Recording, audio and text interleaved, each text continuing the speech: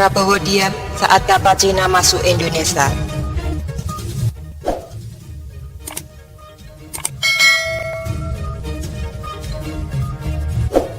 Diam saat ada kapal penelitian Cina masuk ke perairan Indonesia semakin membuktikan bahwa Prabowo tidak berbeda dengan politisi pada umumnya.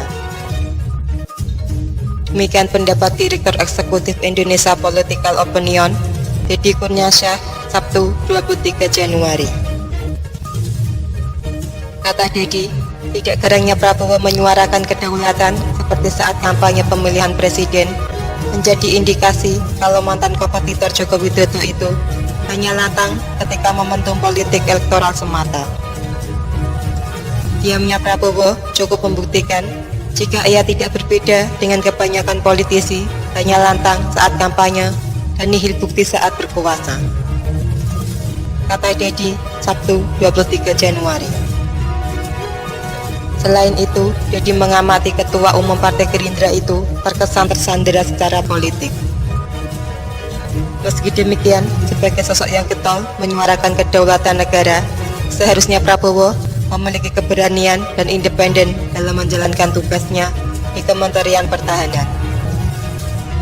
Ada kesan tersandera secara politik, tetapi semestinya jika memang Prabowo memiliki keberanian dan independen, ia tidak dapat didikte, terlebih posisi Menhannya strategis dan kuat. Demikian kata Deddy. Deddy pun mengakui ia sudah memprediksi jauh-jauh hari kalau pendukung Prabowo mengalami kekecewaan publik saat bergabung pemerintah.